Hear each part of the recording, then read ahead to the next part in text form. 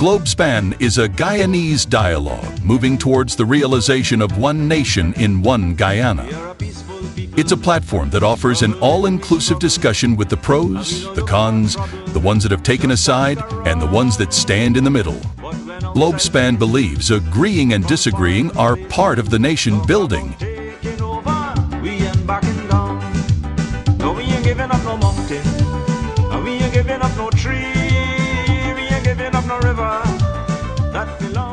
Globespan believes that every Guyanese voice is part of the nation building. As we span the globe for voices from the diaspora and those living home, we stand on our commitment that we are all Guyanese working towards one nation in one Guyana.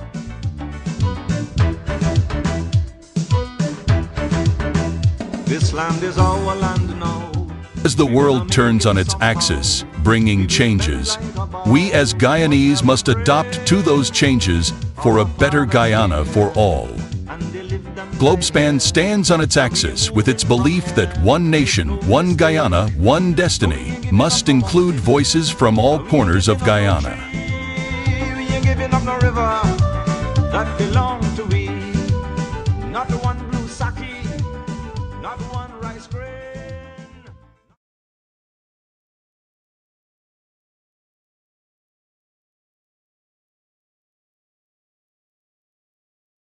Good evening, our fellow Guyanese and all of our viewers from different parts of the world. We welcome you on our Wednesday edition, Globespan 24/7. Apologies for a few minutes late start, but we are here and we want to be able to share all the different thoughts, ideas, and some of the comments that's going to be part of this discussion tonight. Tonight's program would be probably the last live program for the year. We take a rest for the holidays, and then we have come back out in January. Dr. Rose will be out on that second Wednesday of January. I want to encourage all our viewers tonight, please share the link, press the subscribe button on YouTube so you'll be able to get notification, and certainly comment. We really love to see the comments on the program because we like to bring those different points of view into the discussion. Globespan, January of next year will be 7-year, offering a community service for all the voices. The platform invites all political parties, civil and religious leaders to share their opinions and address their concerns. You can contact Globespan 24/7 by calling 631-782-8694 or email us support@globespan247.com. Tonight's program, we are talking about the Venezuelan threat to Guyana and Trinidad and Tobago. And also, we have a different segment tonight, a very interesting segment. So it's called Guyanese Take Stock. So we'll expand on that a little further, just to bring in and introduce and welcome our guest tonight. Mr. Mike Singh is no stranger to Globespan, international affairs, trade, ICT, and multi-dimensional security expert. I always wonder what that meant. I thought security covers basically everything. Professor Ivlog Griffith, Globespan is so honored to have someone like you on this program.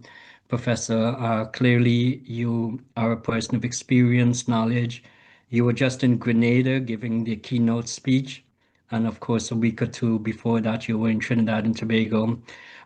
Professor Griffith, the 10th Chancellor of the US, 10th Chancellor of UG, sorry, I got that printed wrong, and the author of several different books. Some of those books Professor has been promoting on Globespan 24/7.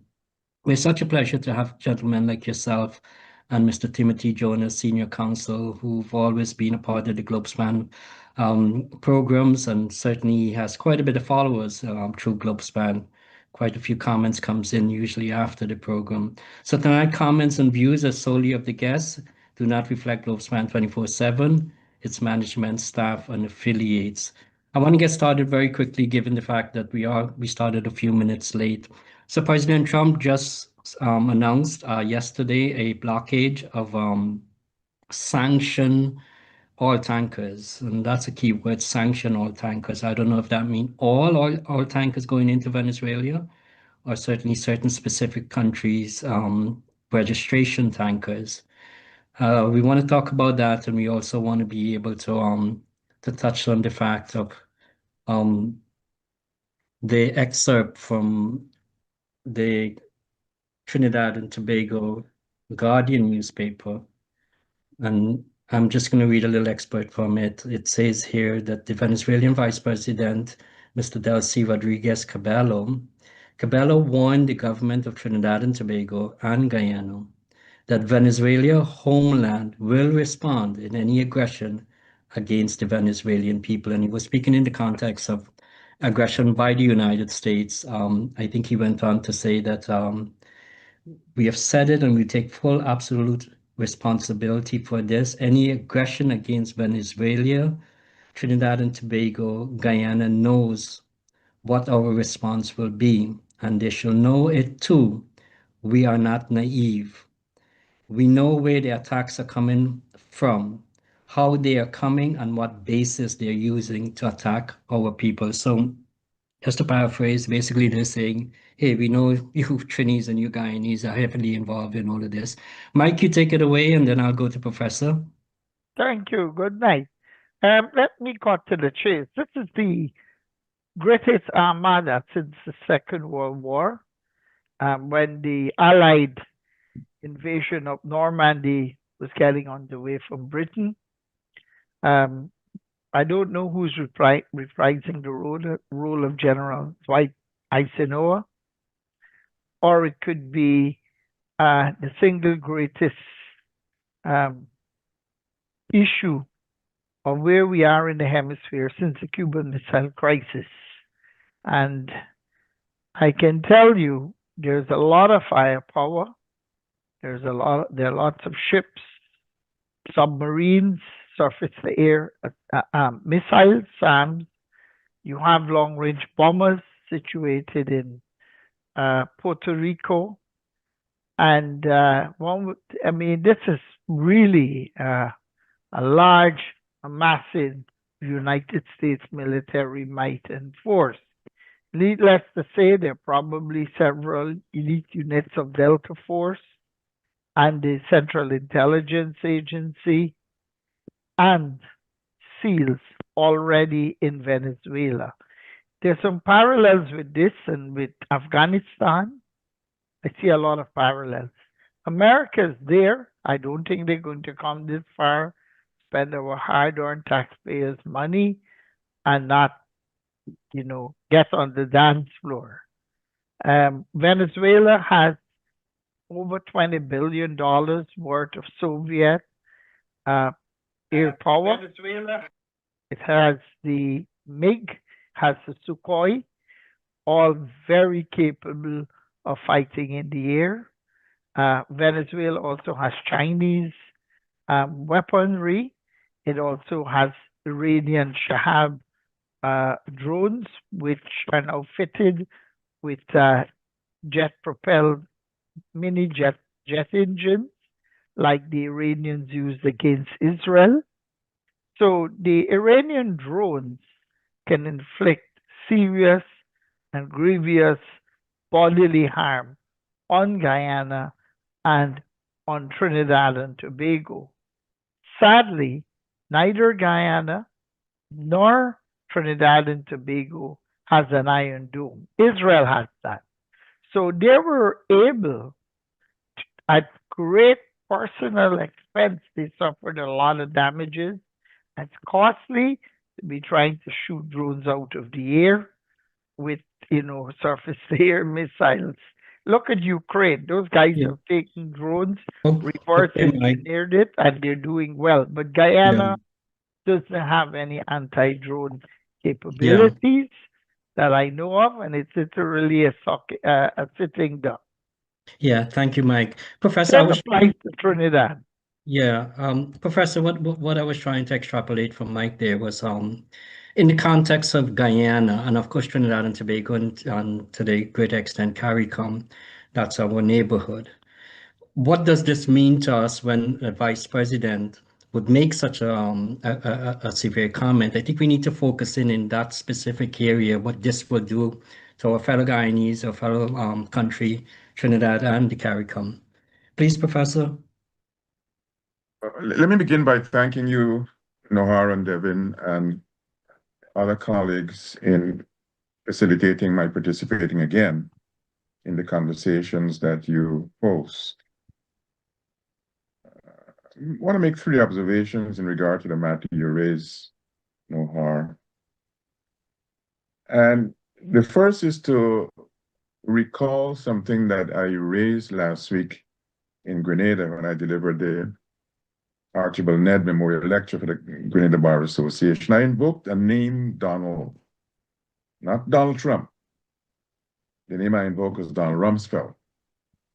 Rumsfeld has the distinction of having been on two different occasions United States Secretary of Defense.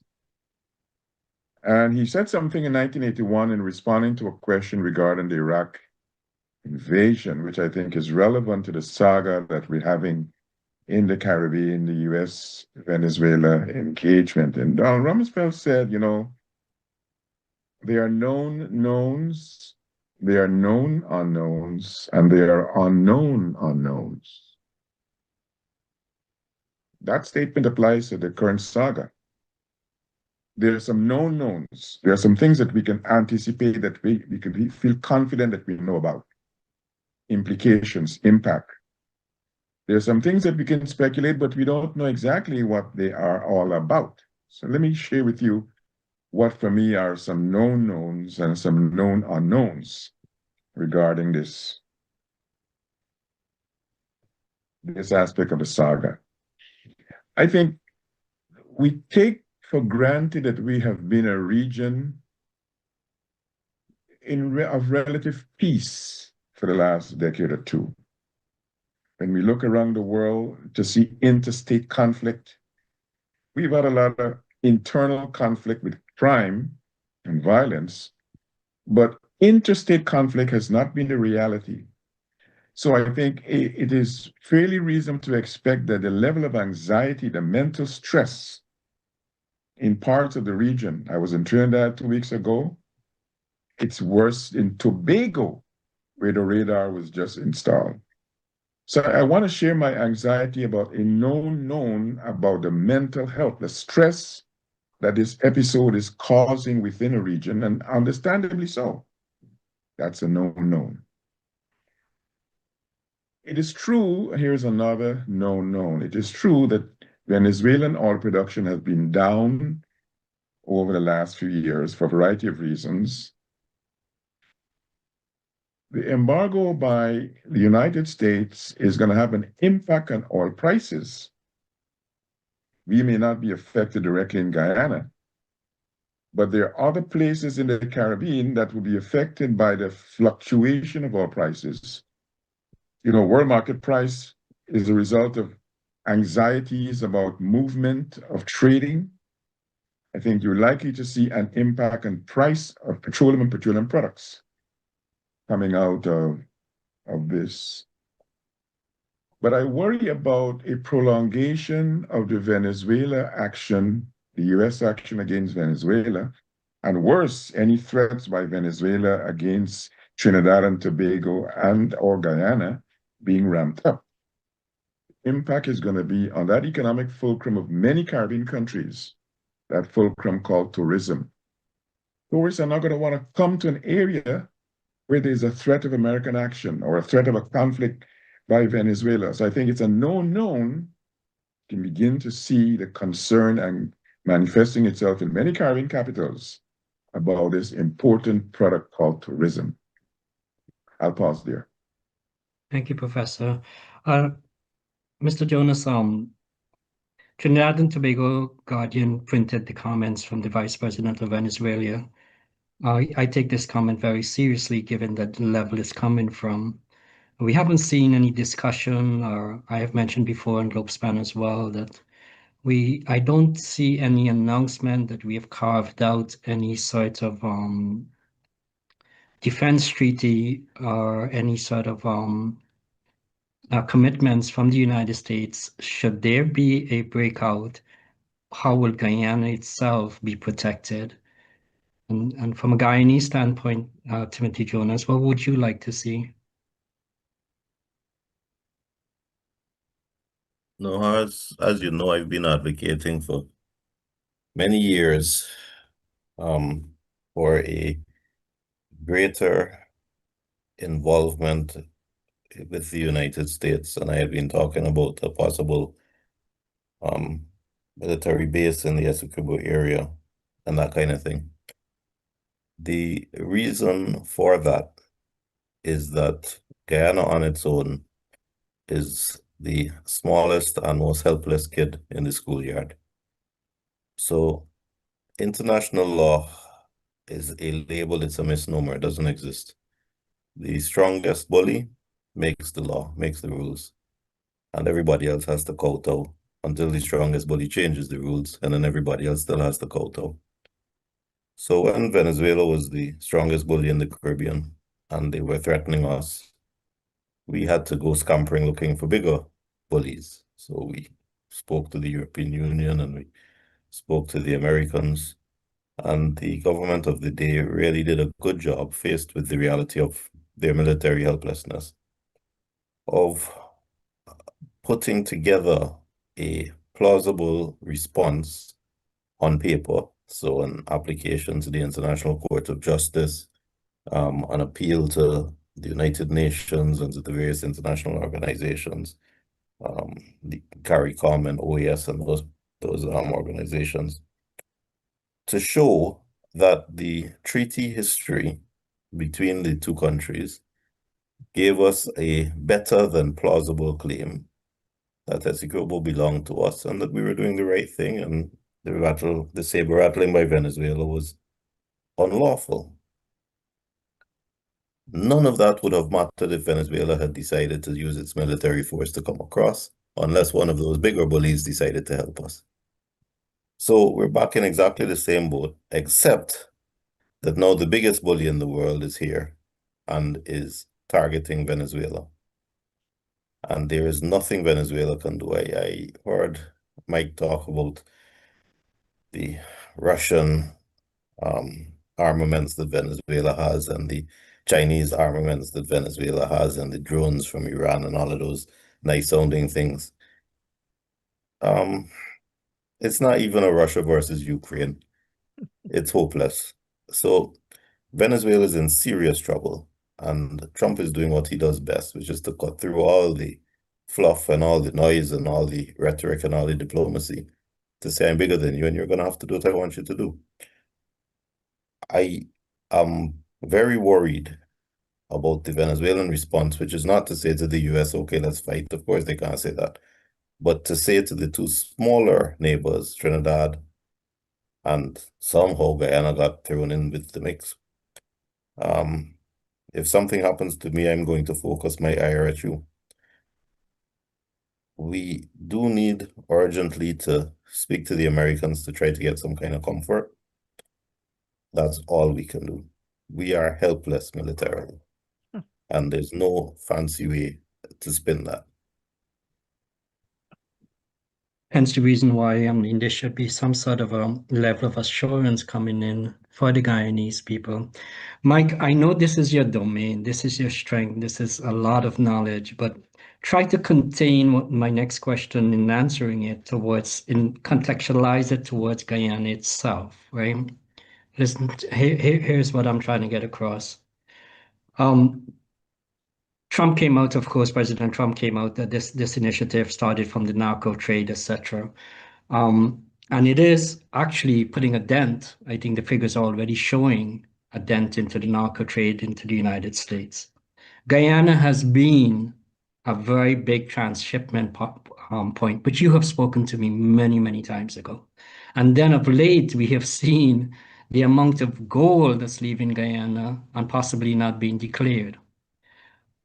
In the context of all of this that's happening, how is it that the Guyanese people could benefit through all of this too, where there is a dent on the criminal element of Guyana in terms of exporting cocaine, transshipment, gold, all the elements in itself? Mike, how is it? What could you say to that? And take into consideration, of course, OFAC and what they started in identifying some of these actors. Okay, thank you. First and foremost, the gold mines in Venezuela are owned and operated by the Chinese, Hezbollah, and Hamas. Iran, Russia, and China gave Venezuela about 25 billion plus US worth of arms, and they needed to be paid in kind. They were being paid in oil, of course, the sanctions. The Iranians have been operating gold mines and uranium mines. They were shipping uranium from Venezuela to Iran for enrichment. Ever since, well, we all know Guyana has porous borders. I don't need to remind John Public that not too long ago, there was a massive find of cocaine in the Northwest District of Guyana. They have found many of these subs, these homemade subs, in the Barima Winey region and offshore Guyana. So the Guyanese criminal enterprise, Crime Inc., are in bed with the Venezuelan military. They're in bed with known actors of Iran, such as Hezbollah. So what they have been doing is moving the conflict gold and cocaine from eastern Venezuela into northwest Guyana and onwards for further shipment via ocean to Africa and up through West Africa into places like Gibraltar, southern Spain and Portugal and the Iberian Isles. That is a known fact. And the reason these things are happening is because law enforcement in Guyana is notoriously corrupt. The Americans know it, the EU knows it, even Baudelaire knows it. And this has been going on. The Americans know it. And I was told that one of the fast boats with drugs was actually headed to Suriname when it was struck upon. My sources in the intelligence circles have said to me that very soon the kinetic strikes will now go westwards towards Guyana. So what you're seeing happening off the coast of Trinidad could very much be in line for Guyana as well. Because if the narco dealers and drug traffickers and gold smugglers are being eliminated 1, 2, 3 off the Venezuelan coast, they're going to look for the next area where they can buy people, where there is very little capability. Guyana has zero strategic deterrence in regions 1 and 2. The Venezuelans can walk over and we'll be singing Kumbaya, accompanied by the chorus of Not a Blade of Grass, and we're waiting for the U.S. cavalry to arrive. And by the time the Yanks arrive, this would have been Guyana's last stand, similar to Costa's last stand in Colorado. Yeah. Thank you, Mike. And I want to welcome Mr. Colin Singh. Mr. Colin Singh, we sort of missed you in the past couple of programs. We didn't see you. Normally you're on one of the first few viewers that's normally in Globespan. So Mr. Colin Singh watching from Canada. And Mr. Neville Sitar, always very colorful type of comments. Guyana has enough thieves. Yeah. So, Professor, is there going to be a de facto sort of benefits that comes out of this for Guyana in terms of the parallel market? Once you have the illicit trades, once you have the sort of criminal elements that are being put in a fishbowl, as they would say in the United States, where all eyes are on them, things will start to dry up. How could we extrapolate some sort of benefits from all of this in terms of our country level of life? Before I respond to that question, I want to get back to something that Tim and something that Mike said. I am not as despondent as I sense Tim is and Mike is in regard to our strategic incapacity. I take some comfort in the partnerships which have been both symbolic and substantively been developing by the United States and Guyana. Just last week, you had a high-level visit. Patrick Weaver, the senior advisor to the United States Secretary of War, Secretary of Defense. If you take a look at the year 2024 and 2025, there have been a series of visits that were not only for photograph opportunities, but putting pen to paper with strategic partnerships.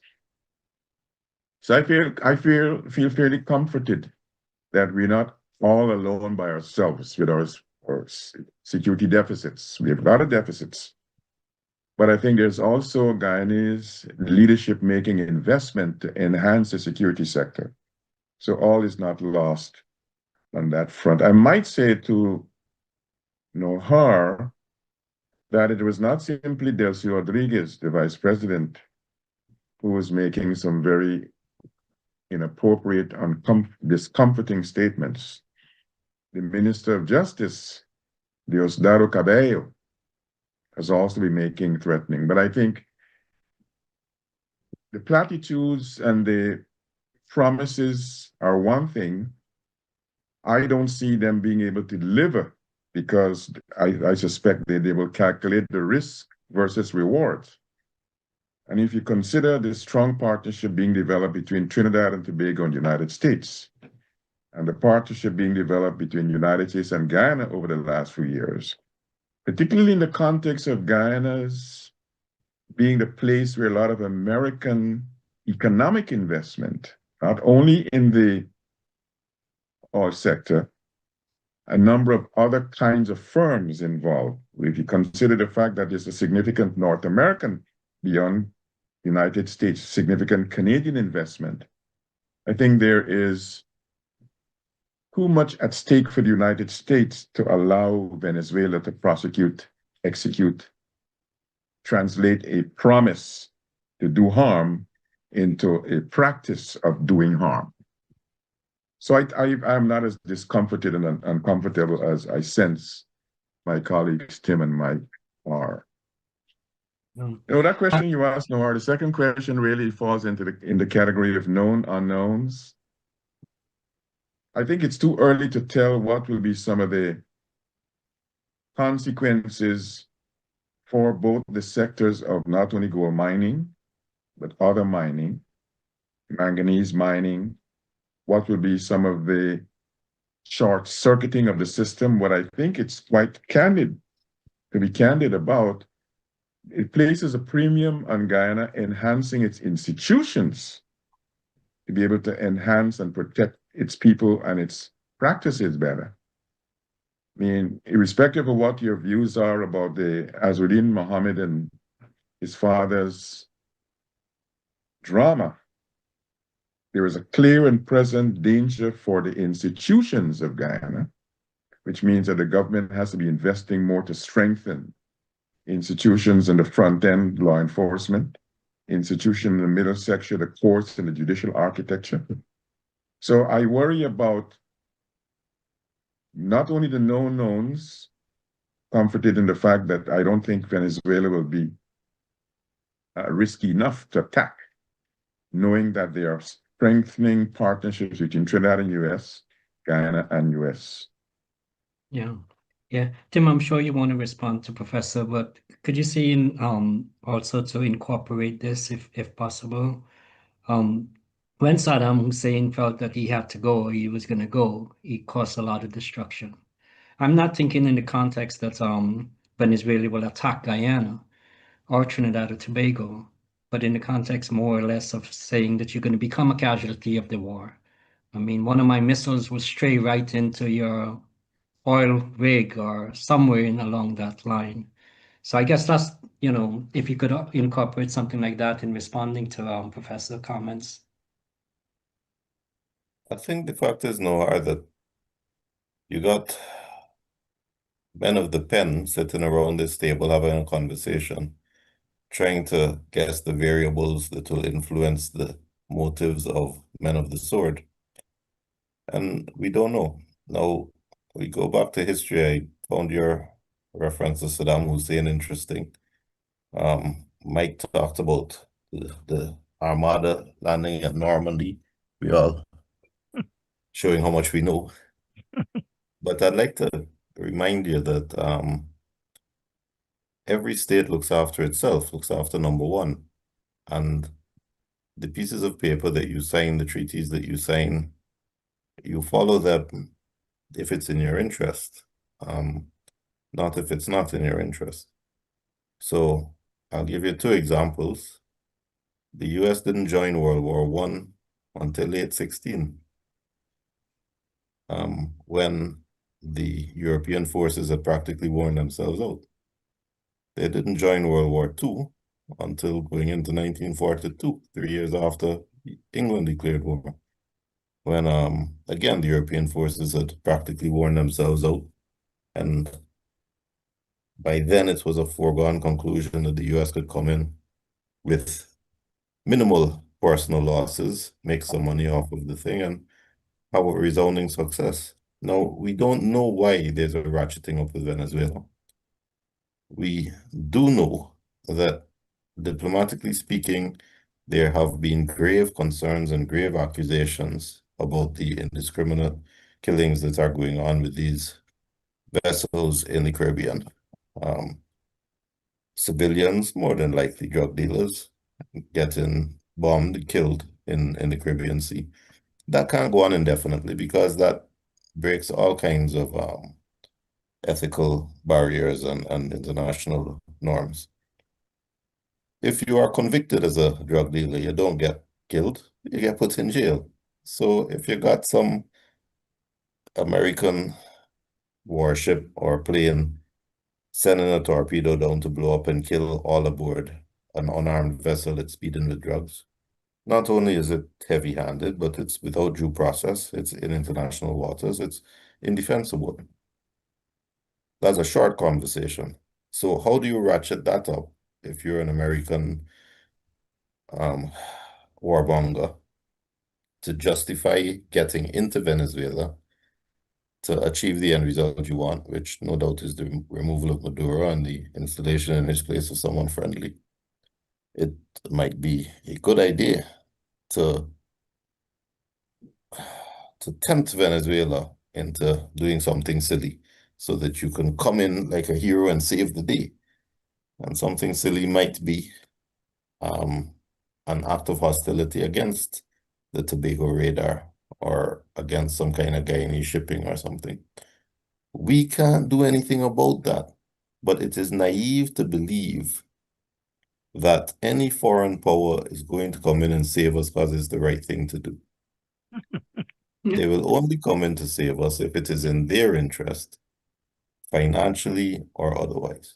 Yeah. And we need to find a way to make it in their interest. Yeah. I think you kind of hit the nail on the head for me there. It'll be naive for us to be able to depend on someone else, but yeah. Devon, we have a very nice. Let me add a footnote to what Tim said, with which I agree. It'll be naive for us to think of someone saving us unless it's in their interest. And I want to recommend that, from my vantage point, I see sufficient American interests for America to come in if push came to shove. But I want to recommend that there are other than financial interests which might necessitate other than United States being involved, not militarily. And I'm talking about Brazil. It is in Brazil's interest to prevent interstate war in South America. It is in Brazil's interest, diplomatic and territorial, to prevent Venezuela from annexing part of Guyana. Brazil has the dubious distinction of being the country in South America with a border with every South American country except two, Chile and Ecuador. And many of those countries with which it has borders have issues with their borders. Brazil has made it quite pellucid that they're not interested in opening all these borders. They're not interested in allowing Venezuela to annex and to do what they've been promising to do.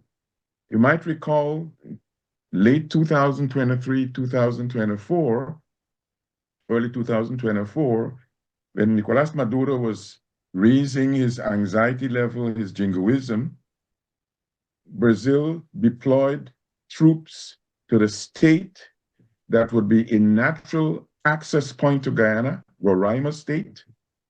If you want to get from Guyana, from Venezuela to Guyana, you can only get in three ways. You can cross the border of Bolivar State into Guyana.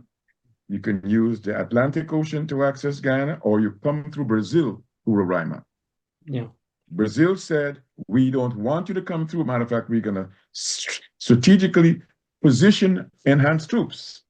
So I think there is something to be said for other than the United States having an interest. And that other player that has an interest is Brazil. Brazil, I know, has been working the diplomatic corridor to keep Venezuela's sanity level intact, because it is not in Brazil's interest for borders to be revisited and reopened. They've got too much to lose with all the border issues that they've got in South America. Yeah. Yeah, thank you, Professor. I want to switch it up a little and move away from this topic. We have a couple more things to cover. But Devin, let's go to this commercial. Oil is transforming Guyana, and the entire Caribbean is watching. But beneath the promise of prosperity lies a deeper risk, the rising threat of climate change. Oil and climate change in Guyana's wet neighborhood explores this high-stakes intersection of economics, politics, and the environment. Author Yves Law Lloyd Griffith takes you inside the region's oil ambitions and reveals how climate vulnerability could shape its future. This isn't just a policy debate. It's about coastlines vanishing, livelihoods shifting, and choices that will define generations. Packed with insight, data, and sharp analysis, this book is essential reading for anyone who cares about the Caribbean's future. Are we on a path to progress or peril? Dive into the story that affects us all, Oil and Climate Change in Guyana's Wet Neighborhood by Yves Law Lloyd Griffith.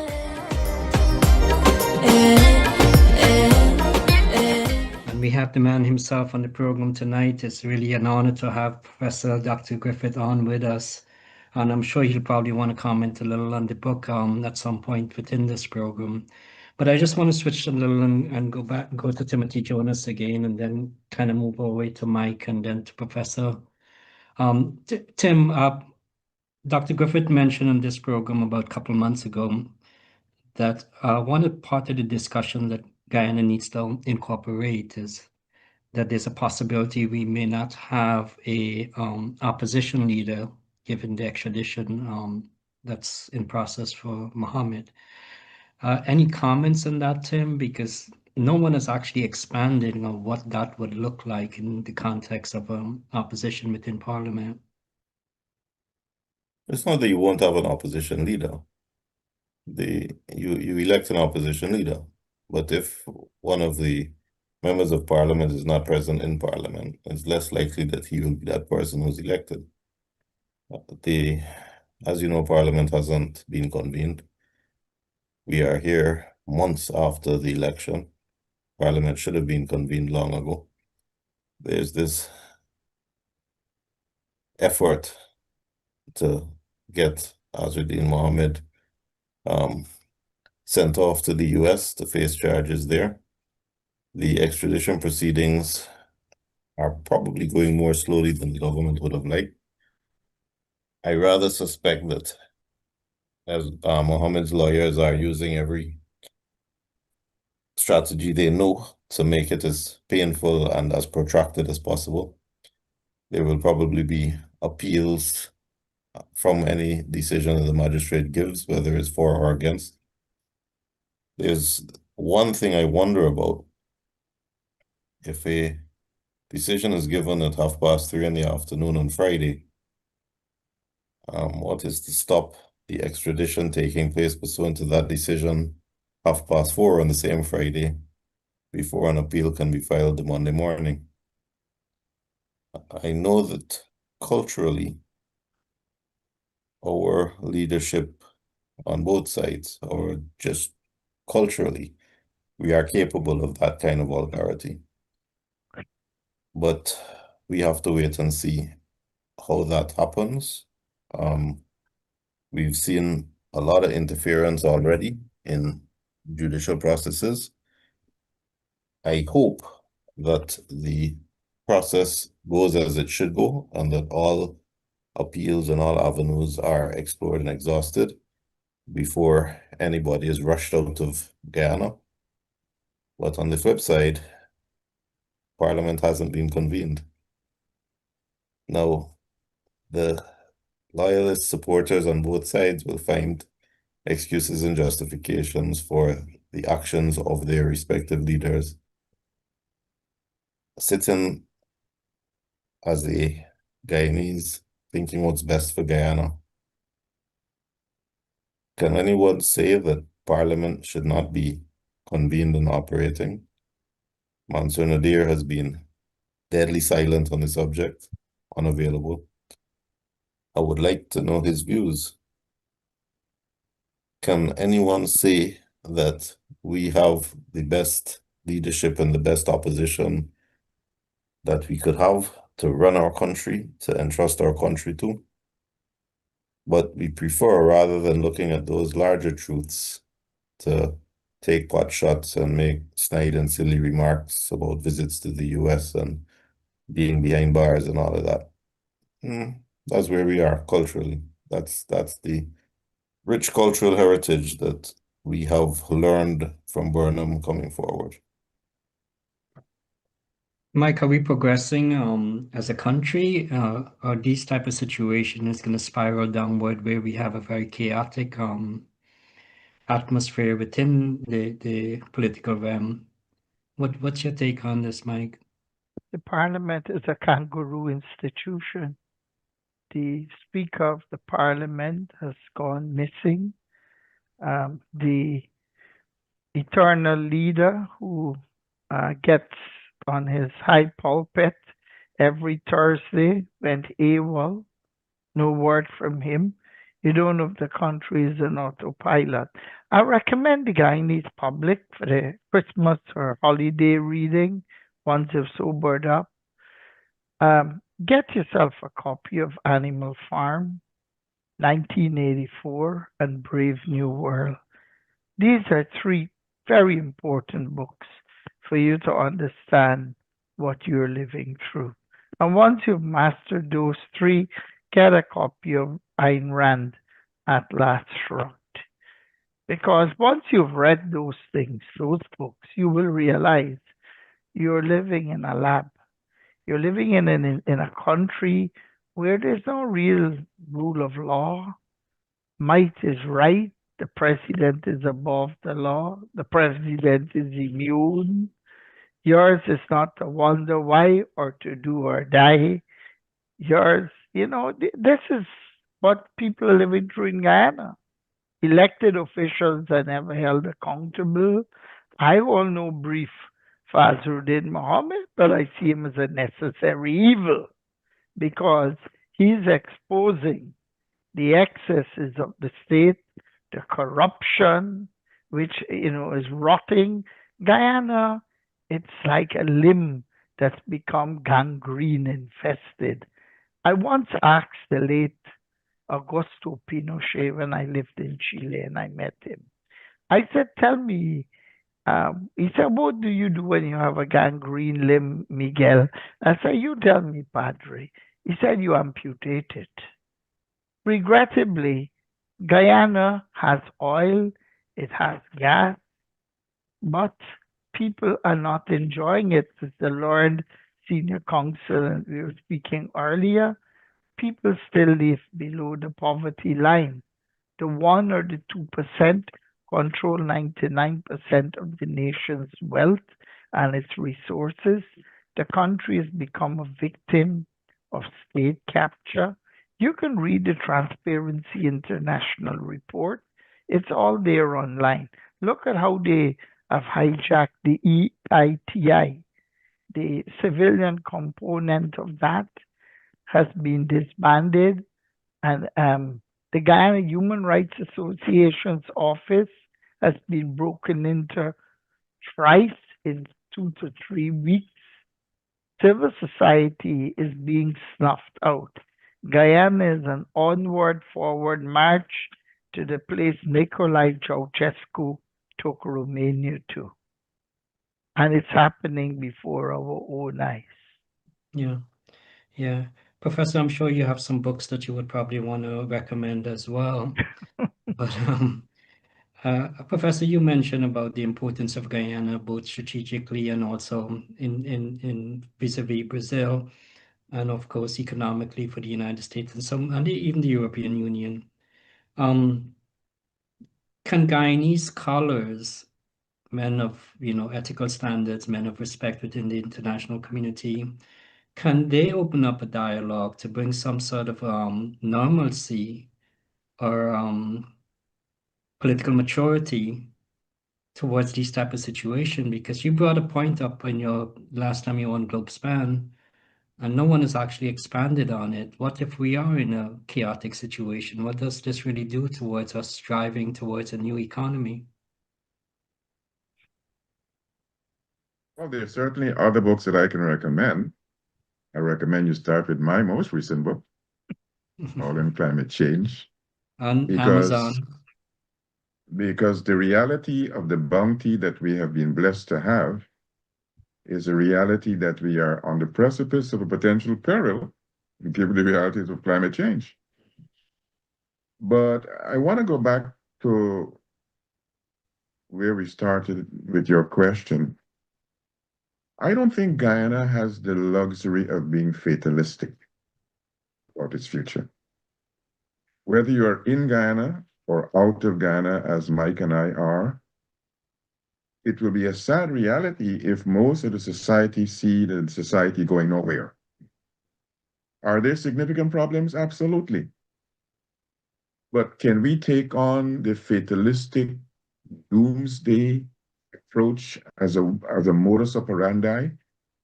I suspect not. I like the fact that they are, coming back to Mike's observation, Azudin Mohammed and the Win Party are shedding the light on a number of things that are not correct. More of that has to happen.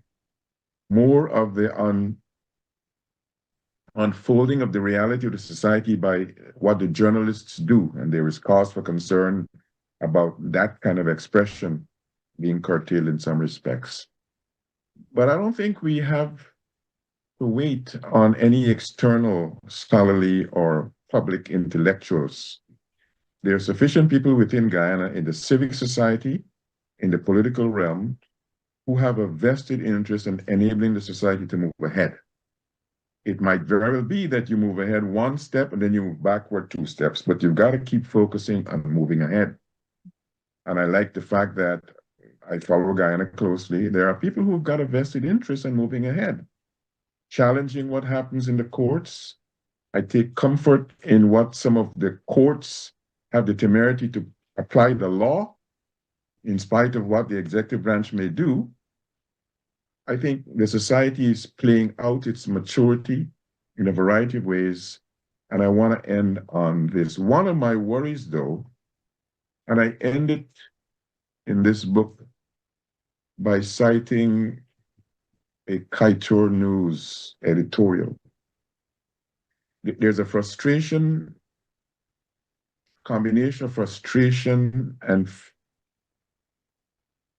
kind of a sense of false anxiety about the oil, which means that sometimes citizens don't engage sufficiently enough. They take for granted that the thing is going to be there, money is going to come.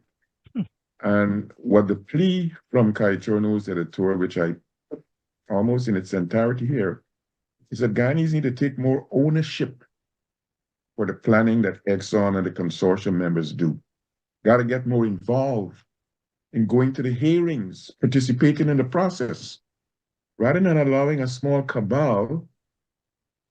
So, having said that, I say, let's not be fatalistic.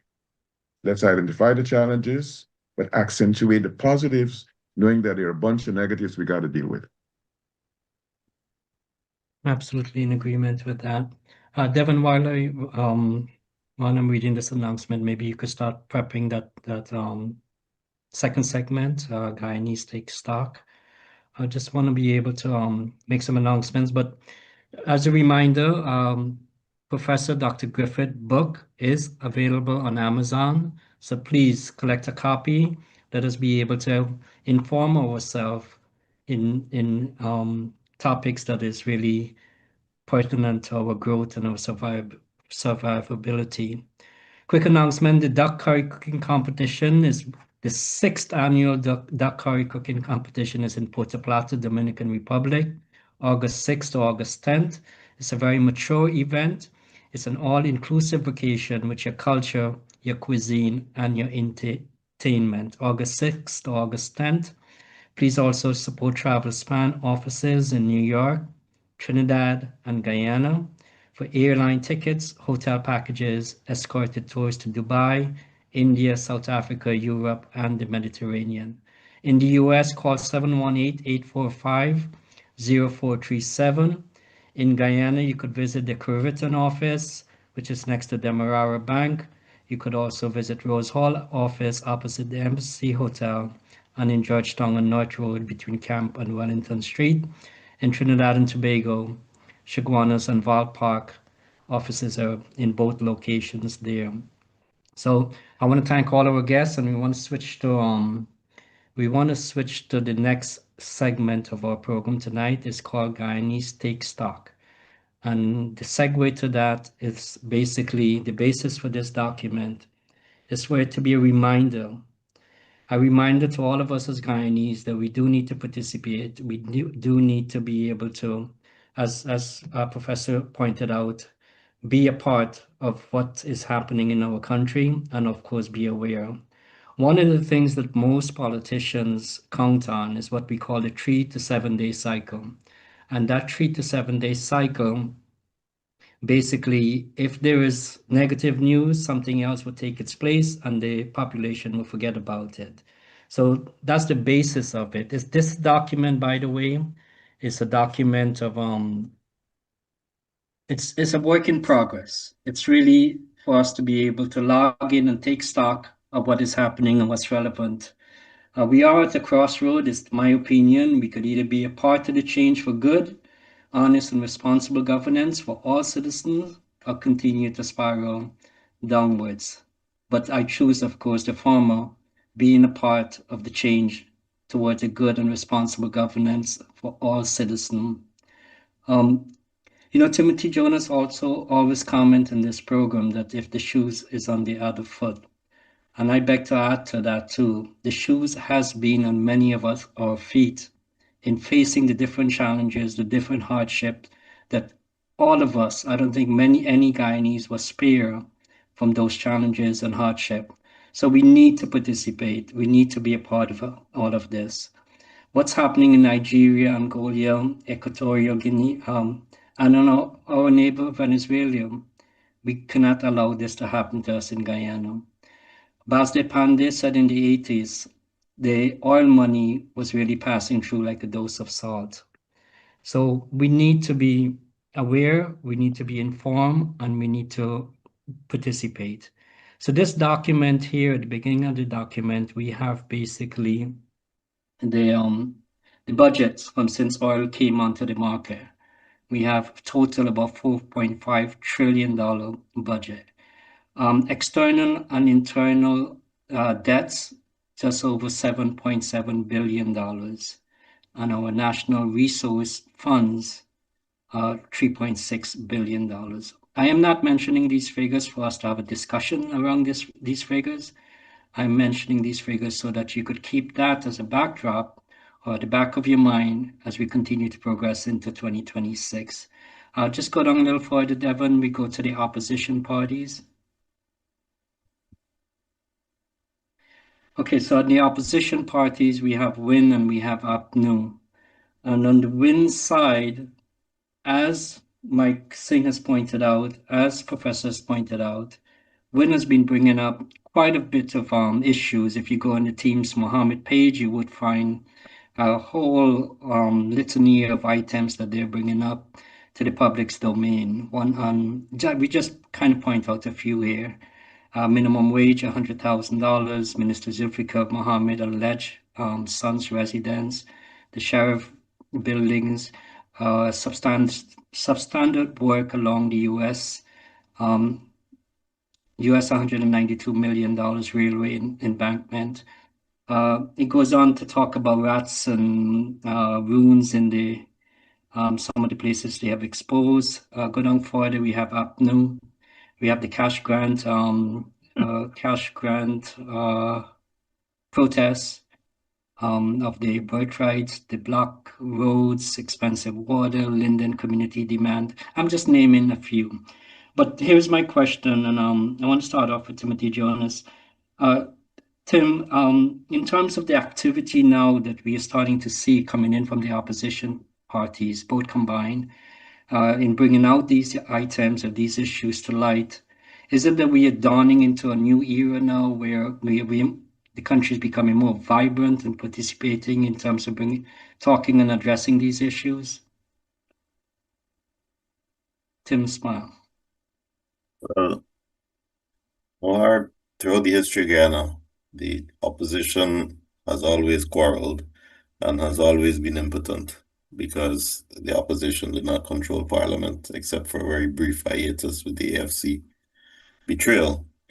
So when you talk about has the opposition become more vibrant and all of those nice things, sorry, I'll take us back to avoid all the fanciness and get it very straight.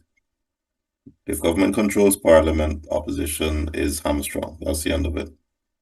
I will say that we have seen, and the figures you show there, we've seen an inordinate amount of government expenditure. And for me, that's not necessarily a bad thing. Our infrastructure has deteriorated over the last 50 years since independence to an extent where we are on the edge of being so primitive and so backwater that we can't even call ourselves a viable country. So it was necessary for a lot of money to be plugged immediately into projects. So we've seen road building, we've seen drains, airport, gas to shore. The projects have been all over the place. The New Harbor Bridge, talk of another Barbies Bridge, Quarantine River Bridge. And the borrowing ceiling has gone up, the debt ceiling has gone up, the borrowing has been enormous. Now, if it had been done properly, it would have been a good thing. And if there had been a clear vision, it would have been a good thing. A lot of what has been done has been good. So the idea of a road going along the East Coast corridor to Enmore and hopefully further on to Barbies to offset the load, the weight of traffic that exists now on the two East Coast arteries, the public road and the embankment road. That kind of thing is good. Roads to bypass the bottlenecks that exist at Georgetown at the Harbor Bridge. Those are good ideas. The problem that we have is that we are seeing a continuation of the determination by government to centralize the expenditure. Nobody else must have access to any money. They must have it all. They must make all the decisions, award all the contracts. And that is a proven failed system. Any good structure has decentralization of decision-making and financing so that the people who are closer to the ground can assist in the decision-making and monitor how the expenditure takes place. That is why we have RDCs and NDCs. That is why we have mayor and city council institutions in New Amsterdam and Georgetown. But they continue to be starved. And we continue to see poor quality roads where we don't need them, poor decisions on drainage because of that determination to keep things centralized. So it's not all bad. But I think that better decisions could be made if we just adhere to the system that we inherited from the British and allow the NDCs their financial autonomy so that the decision making and the improvement to infrastructure can be better directed, and the end result would then be better. It is really my view that we have to focus on infrastructure to develop our traditional strengths, which are mining and agriculture and aquaculture, fishing. And unless we do that, we will see more money being spent for gas and oil, which to me is a short and medium term thing only, and will lead ultimately to the Dutch disease that we're all afraid of. Yeah, yeah. And just a quick note there on the document that we are trying to be work in progress. On the right-hand side, there are columns that talked about these specific bigger projects, credible feasibility study, projected initial cost, actual cost, pending, a column for fear, a column for failure, and then we have two columns that follow those would be Guyana Hall of Fame and Guyana Hall of Shame. Now, one of the topic that one of the issue that the Win Party brought out was the Rats and Rune scandal at the Amerindian Hostel, and that was printed by Kaitro News. So we kind of shift that into what is called the column of Hall of Shame. Mike, I know I'm going to bring you into comment as well, but there's some other announcements that the government made, which I'll probably hopefully could be able to mention as well. And some of them are good stuff that they are doing as well. So Mike, in terms of us being able to keep the public informed, keep reminding them of what's happening, what has been announced in the past, what's your comments to this part of the program? Well, I mean, they're building roads, ports, bridges. Quality is another issue, but they're building. And they're building, Ted Stevens of Alaska, if you recall. He was head of the House Ways and Means Committee. Professor Griffith, remember him? And Stevens gave Alaska a ton of money for some pork barrel projects. I remember they built a road through an island, but they never built the bridge to link the island to the mainland. So that kind of reminds me of the pipeline to nowhere. The pipeline is being built, but it doesn't plug into anything. The so-called gas to energy plant is being built on an aquifer. It's like a quicksand. It's structurally very difficult. I was told by the powers that be at Exxon, even the people at MIT are wringing their heads. The people at Bechtel happily avoided taking it over because the location is not ideal. Exxon's done their part, and I recall reading in the Guyanese media, the gentleman from Exxon who took over from Frederick Crispin, who I understand is retired. The gentleman said they have to focus now on maintaining the pipeline to prevent it from corroding. So the pipeline is being built, but you can't switch on the gas because there is no power plant.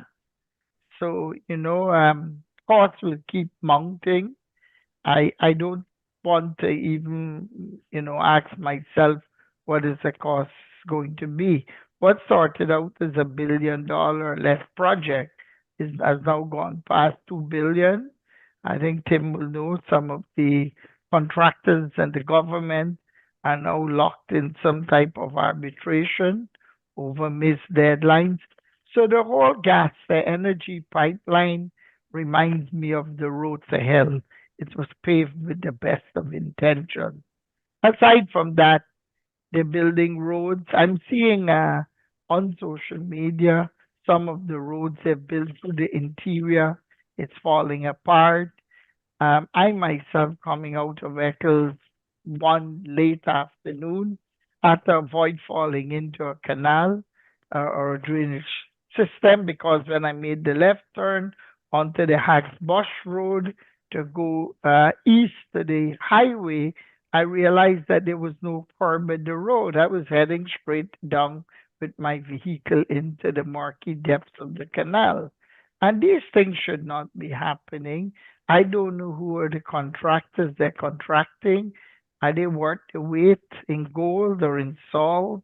Are they properly vetted? Is it someone's grandmother, the godfather, the nana, the mamu? They're just giving people contracts because they danced good last night and they cook a good curry fish. I don't know what is the barometer for the selection of these contractors. But I can tell you they will never be hired in any self-respecting society. Thank you, Mike. Thank you. And Mr. Sheikh Abraham commented, good night all. Interesting first half.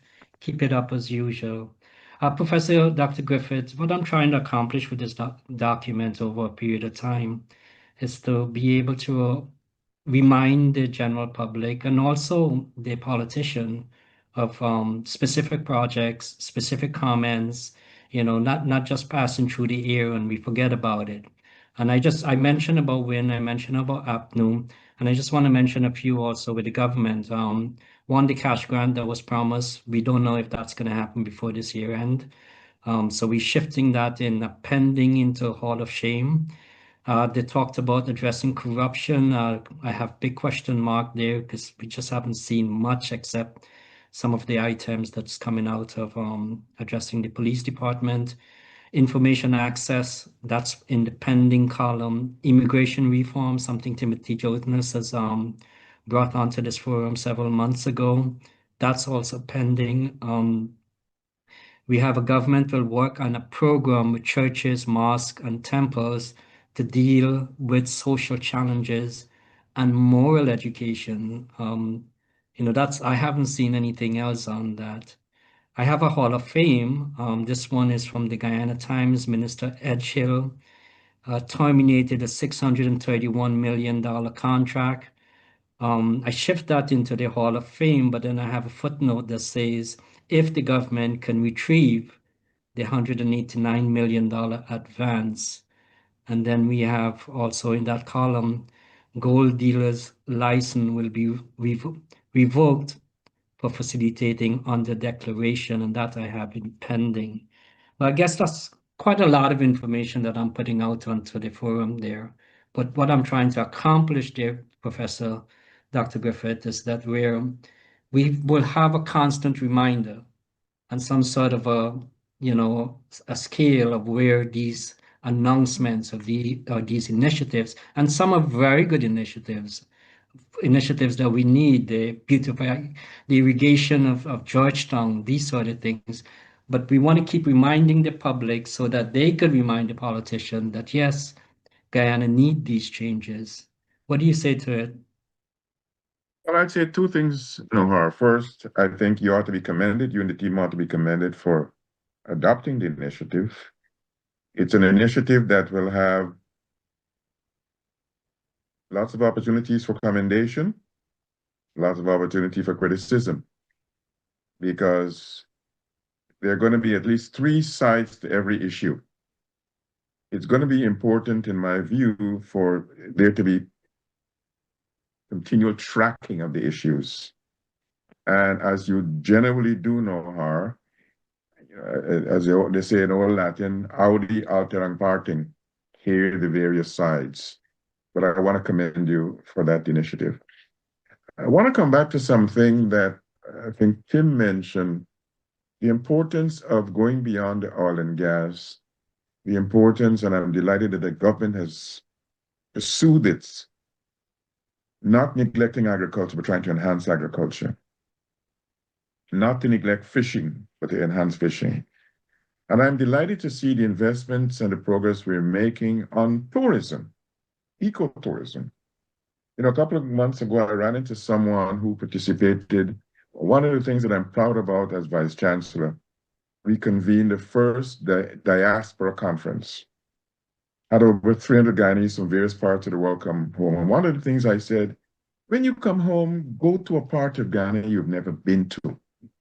I ran into this guy who thanked me for forcing him to go to the Essequibo for the first time. He left Ghana's age 12, went to London, had never gone back for several years, and had never been to the Essequibo. I am delighted that we're making significant inroads in tourism, letting the exterior of Guyana be viewed and visited and enjoyed. And the infrastructure will help that. You've got to bring the cost of travel to the interior down. You've got to bring the cost of moving from one part of the East Coast to the other part of the West Coast at a reasonable price. So I want to make a plea for the continual investment, not only in the tracking of this project, but to add other elements to it. I'd love to see you include the tourism sector, the ecotourism, what's happening in Iwakrama, what's happening in the parts of the Essequibo. You know, I was last night at church, Guyanese, two Guyanese with whom I'm fairly close.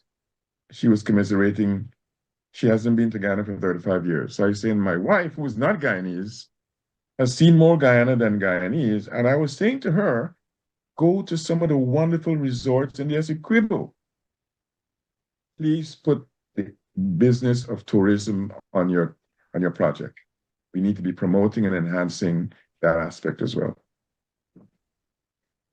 Thank you, Professor.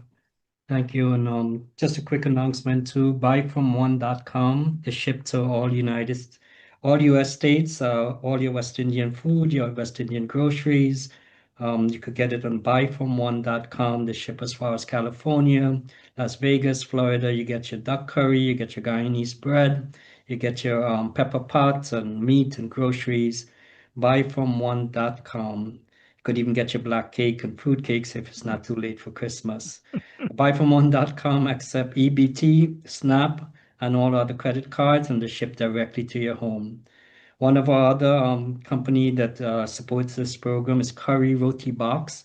They are located in Queens, 103rd Street on Liberty Avenue, and they deliver freshly cooked food to Brooklyn, Queens, Manhattan, Long Island, and all the way up to the Bronx. 718-347-238-2204. And they also offer both Guyanese and Trini style, and also they do catering. Timothy Jonas, we're coming pretty much to the closing part for tonight's program. We got about another 15, 20 minutes. But a document like this could end up to be where some will construe it as us trying to criticize, or some will construe it as a constructive document. There's so much more too. The president made an announcement of a schooling for aviation. These are higher paying level jobs. Certainly, it's a welcoming announcement. How do we continue on this process, Tim, in educating, informing the people without being, construed as being criticizing the government or the initiatives?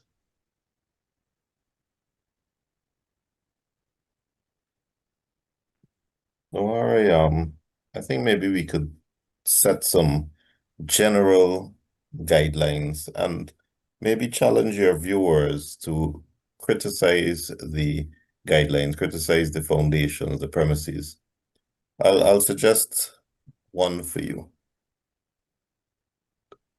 Capitalism works on market forces. It's Darwinian, survival of the fittest. So you start your business and you sink or you swim. But government should not be involved in business. Now, we spoke about the gas to shore project. Government could not find a private investor to invest in that project. And for me, that was the litmus test. If you couldn't find an investor to invest in the gas to shore, it's not a good idea. It needs to be looked at again. I've heard Barrett Jagdeo talk about creating a bank, 0% interest. Now, we have banks in Guyana that run efficiently and do their jobs.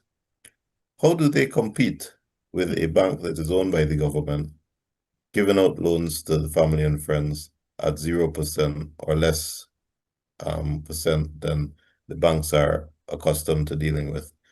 Aren't you destroying the existing commercial and industrial infrastructure that you have? I've heard government talking about when they start producing natural gas, providing cooking gas to the public. Aren't they interfering if they do that with existing businesses? So for me, one foundational premise that I would like to recommend, government should not be involved in any commercial endeavor.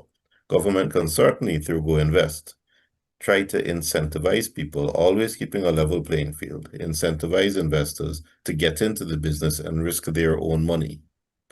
But for me, the most important thing is when you see government trying to get into a business, it's not going to work. And if you need to look beyond Guyana and GPL for government-run businesses where we still don't get water and we still get blackout, those are two prime examples. The gas to shore will be a third, even more disastrous example. So when we talk about government expenditure, I like to see it on infrastructure, on education, on health, on things that should be governmental responsibility and that the national coffers should be contributing to help the security, health, comfort of Guyanese. I would like to suggest that as a foundational premise and see what side of the divide a particular investment falls. Amalia falls, government effort to get into electricity production and supply, which should be a contracted out private endeavor. Yeah.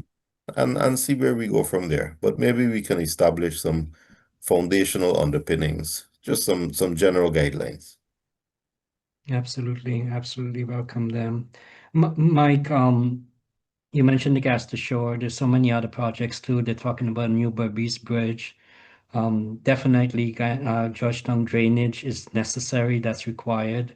Of course, I don't know, Mike, have you seen any feasibility studies that came out of even the gas to shore, the second gas project, the New Berbice Bridge, Georgetown drainage, city transformation project? And one of it, of course, Mike, which is very alarming, and you're a data guy. I'm sure that you will love this project, but I'm not sure it's required at this point. The new data center, which is going to cost something 2 to 4 billion US dollars, and something to 120 million to 400 million per year to maintain it.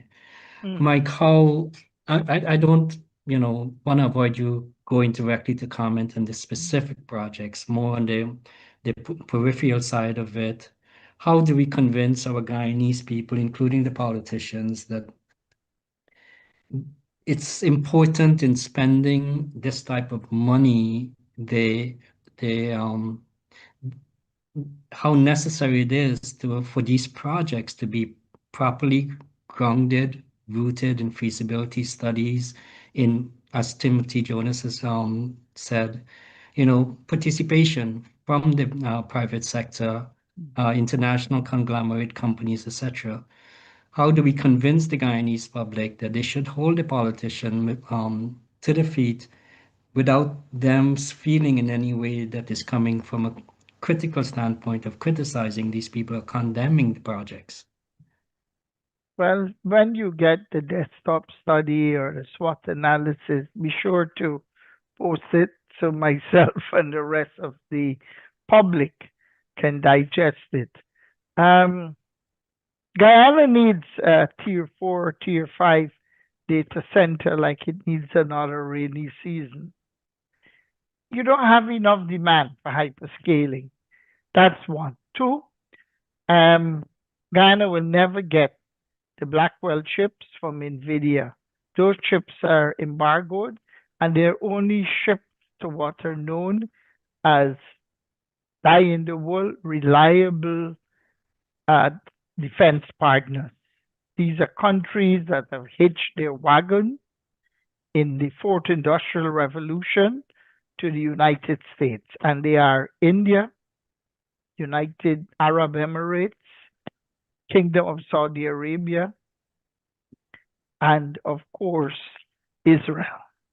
These are the key people, the key countries that are engaged with the United States in this race towards artificial intelligence dominance. And let me tell you, by energy, a gas to shore pipeline producing only 300 to 500 megawatts can't cut it.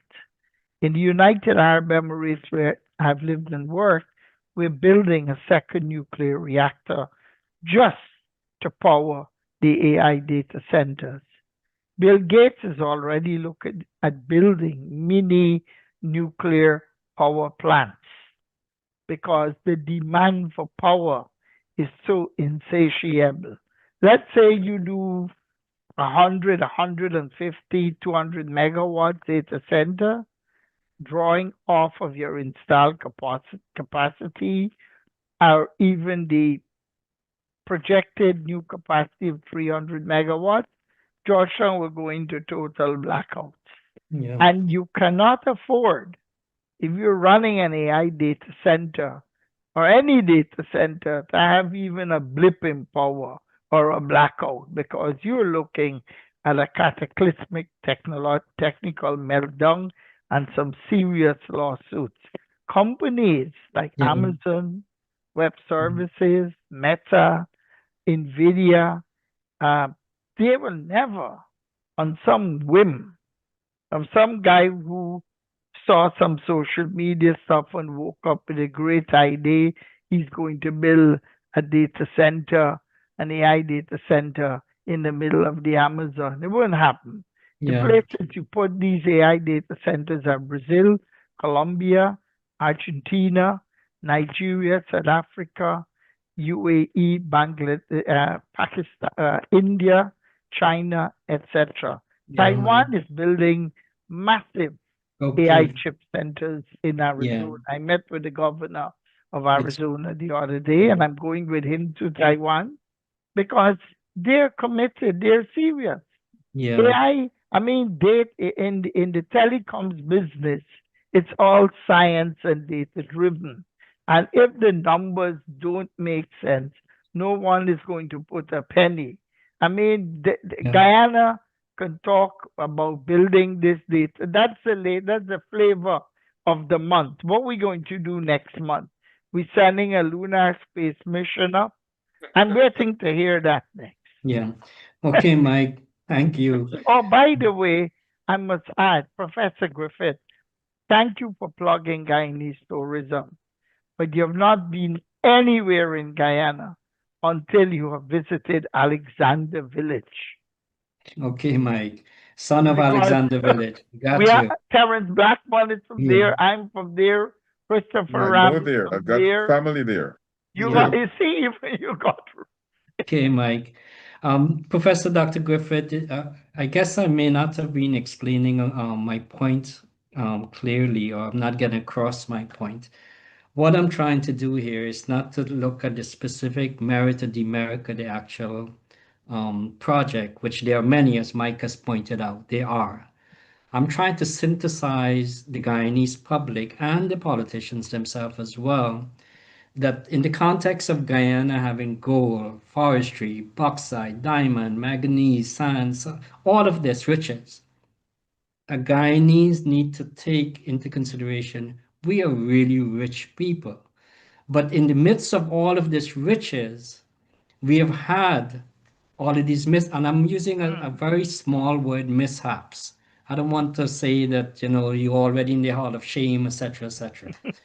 But we've had these mishaps over the last 50 years, and that's because we as a people, as a nation, individually, we have been clouded with our ethnic rivalry, we have been clouded with so many things, and we're not looking at the broader picture that if it is we are holding politicians and civil societies and the churches and everyone else responsible in their roles, we will definitely be able to have a a better society. So that's the point I was trying to get across, Professor.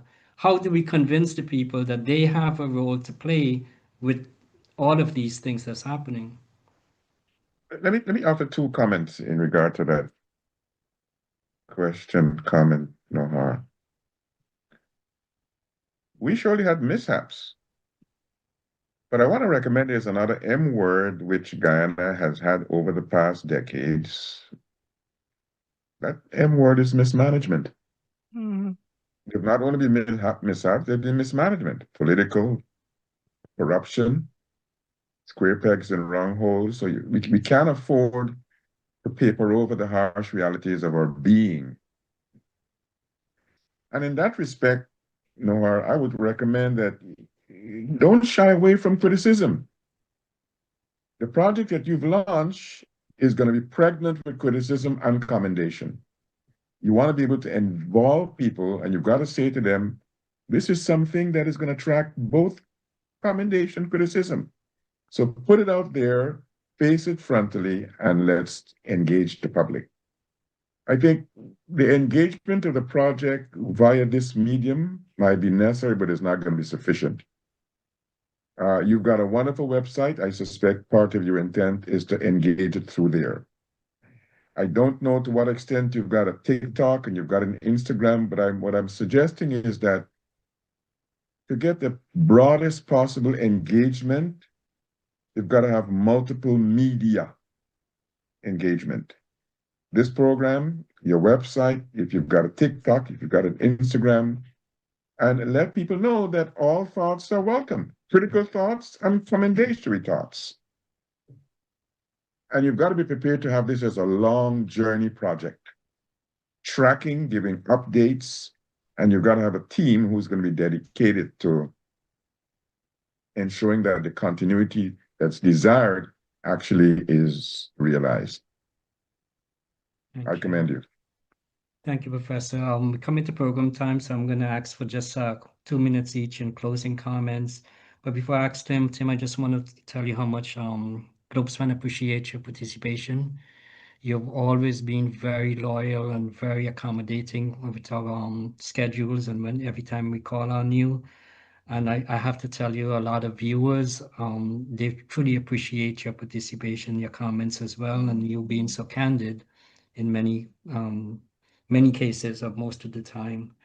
So Tim, in our last program of the year, what would you like to say today to the viewers in closing off?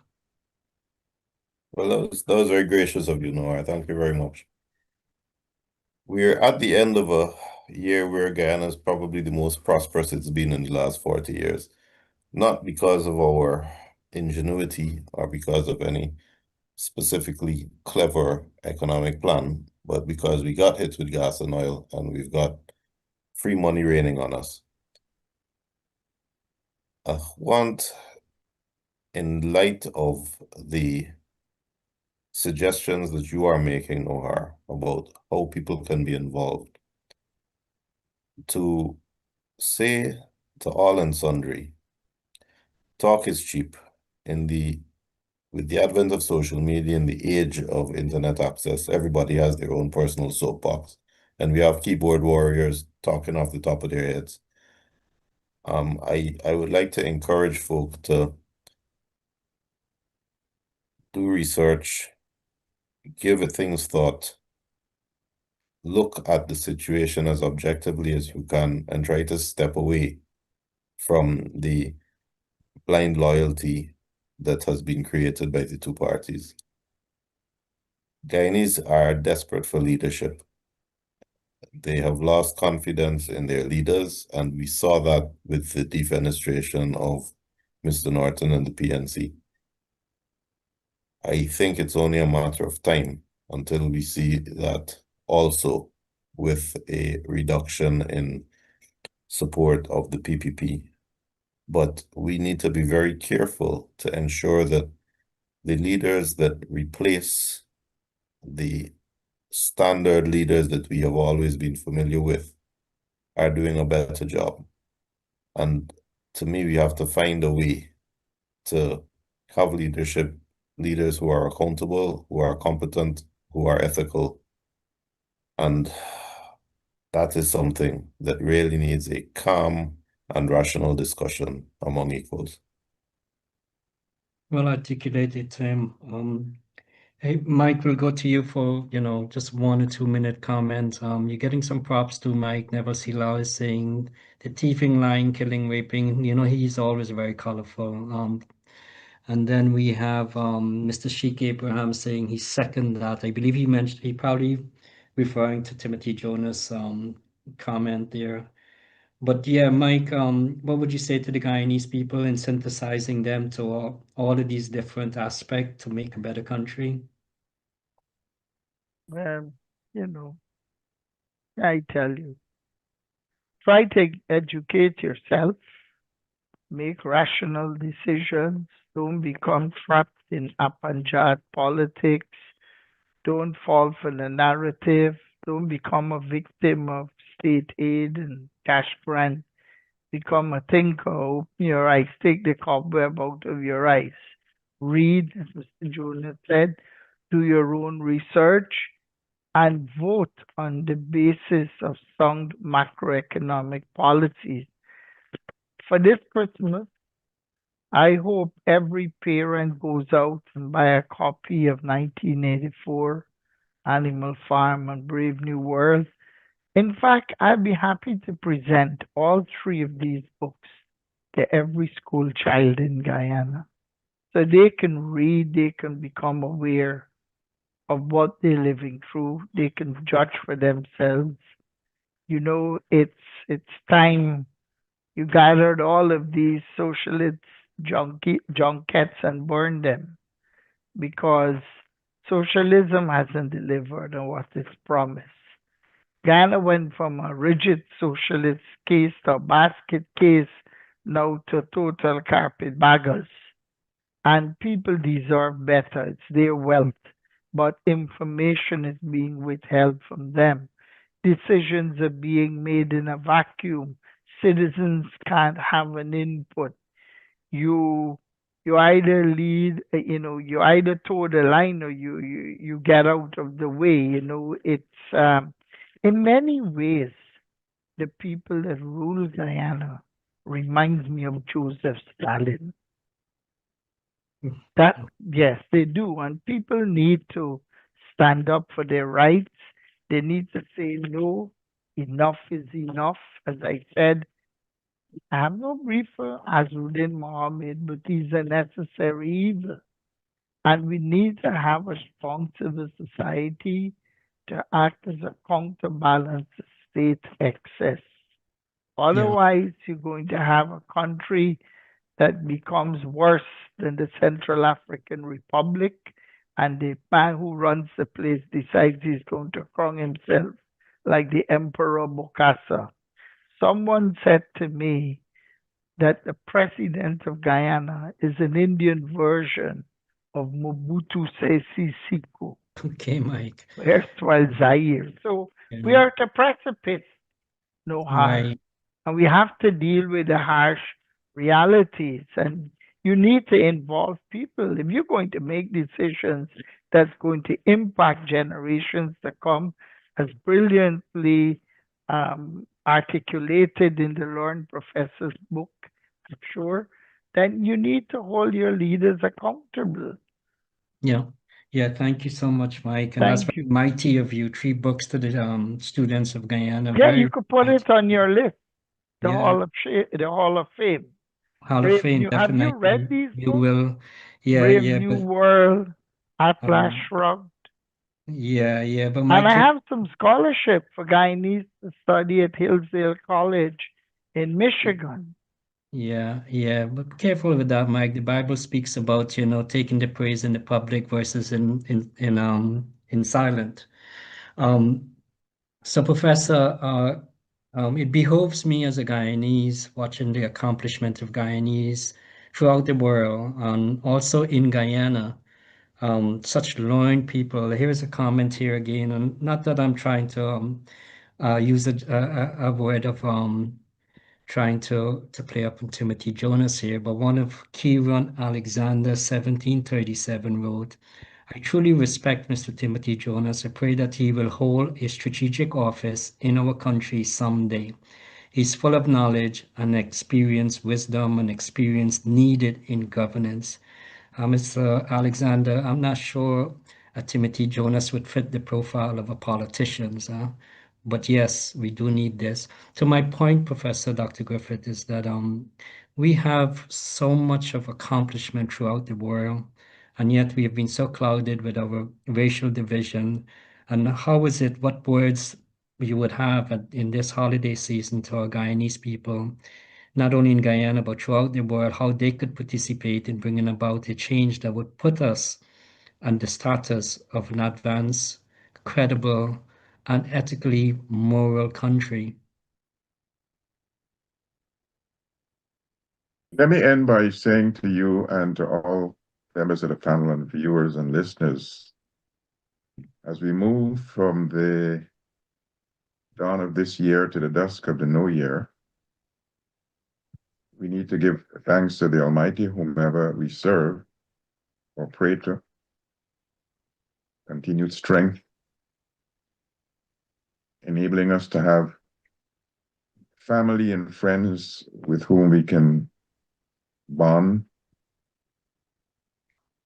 But to your larger question, which will take another program in itself, Noah, think of the words of a favorite writer of mine from the 20th century. Yeah, and I had the privilege of giving a lecture at the university named after him in Calcutta. A gentleman called Rabindranath Tagore, who distinguished the global south by being the first person from what was then called the Third World to win the Nobel Prize for Literature in 1913. I cite Rabindranath Tagore in my book on Guyana. I think the proposition I want to offer is not only a commendation for the collective Guyanese, but for individual Guyanese as we move from one year to the next. This is what Tagore said. He said, "You cannot cross the sea by standing and staring at the water. You cannot cross the sea by standing and staring at the water." Tagore was saying, and I want to recommend it for all of us, is that if you want to move from one part to another part, you want to cross the water, you have to have the intentionality to make that move. And then you have to have the action,